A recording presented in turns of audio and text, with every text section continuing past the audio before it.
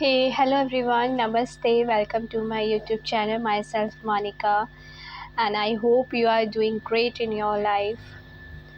I'm a service provider as a teacher and a guider of your, and I'm providing to you some free content of related to the business statistics subject, as you know, and I hope it will help you a lot in your studies and as well as in your education field. So let's get start. हम chapter 4 कर रहे हैं। Chapter 4 के हम कुछ theory parts कर चुके हैं। आज हम जो करेंगे वो है limitations of diagrammatic presentation. So besides the importance of diagrammatic presentation, it suffers from certain limitations which are as under. So देखो इम्पोर्टेंस के साथ में ना डायग्रामेटिक प्रेजेंटेशंस की कुछ लिमिटेशंस भी होती हैं, ठीक है। तो वो क्या लिमिटेशंस हैं हम वन बाय वन करेंगे। सो फर्स्ट है accurate numerical presentation is not possible.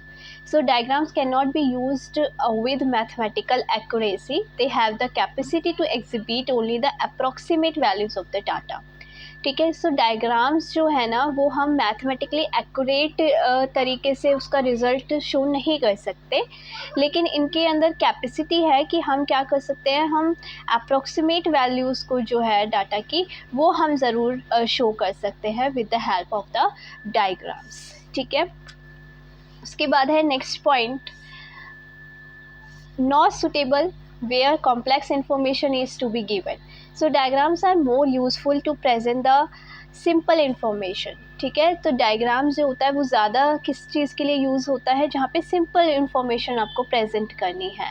However the use of diagram should be avoided to represent the complex information. लेकिन उसके साथ में अगर हमें कोई कॉम्प्लेक्स इंफॉर्मेशन रिप्रेजेंट करनी है तो हम डायग्राम को हमें अवॉइड ही करना चाहिए, उसका इस्तेमाल नहीं करना चाहिए, ठीक है।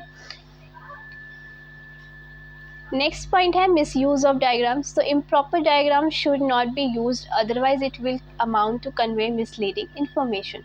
तो देखो हमें डायग्राम को इम्प्रॉपर तरीके से यूज़ नहीं करना चाहिए। तो अगर हम इम्प्रॉपर तरीके से अगर यूज़ करते हैं तो क्या होगा, हमारा जो इन्फॉर्मेशन है वो जो अमाउंट है, जो वैल्यू है वो मिसलीड हो जाएगी, ठीक है। वो सही तरीके से शो नहीं कर पाएगा डाटा को, ठीक है।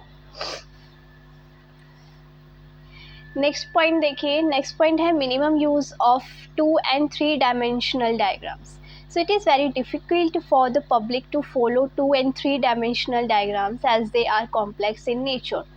देखो अगर हम शो कर रहे हैं अपने डाटा को by the through the diagrams, ठीक है, लेकिन अगर वो 2 या 2 से ज़्यादा डायमेंशनल डायग्राम्स है तो वो थोड़ा कॉम्प्लेक्स हो जाएगा नेचर में।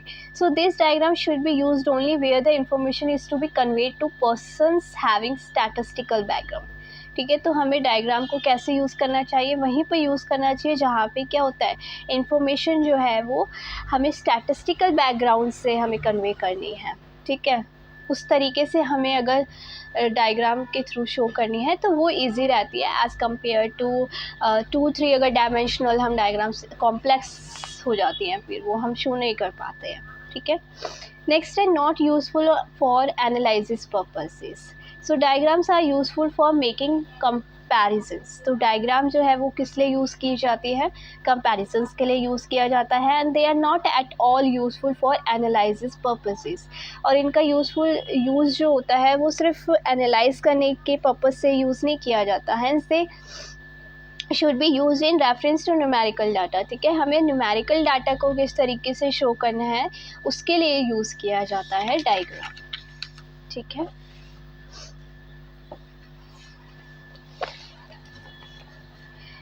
एंड द लास्ट पॉइंट जो है वो है not useful to statisticians. So diagrams are useful to convey the information to the public at large, ठीक है। मतलब आप लार्ज अमाउंट पब्लिक को अपना जो इन्फॉर्मेशन है वो डायग्राम्स के थ्रू क्या कर सकते हो, कन्वे कर सकते हो। They are not at all useful to statisticians for making analyse of data, ठीक है। ये सिर्फ स्टैटिशियंस के लिए डाटा को एनालाइज करने के लिए यूज़ नहीं किया जाता सिर्फ, ठीक है। पब्लिक को भी इंफॉर्मेशन अगर आपको कन्वे करनी है तो उसके लिए भी आपको डायग्राम्स का यूज़ किया जाता है, ठीक है। आई होप अच्छे से समझ आए होंगे सारे पॉइंट्स, ये हमारे लिमिटेशंस थे। इसके नेक्स्ट हम rules for construction of diagrams next video में करेंगे। So thank you so much everyone, always be happy and stay healthy and be positive. God bless you everyone, thank you so much.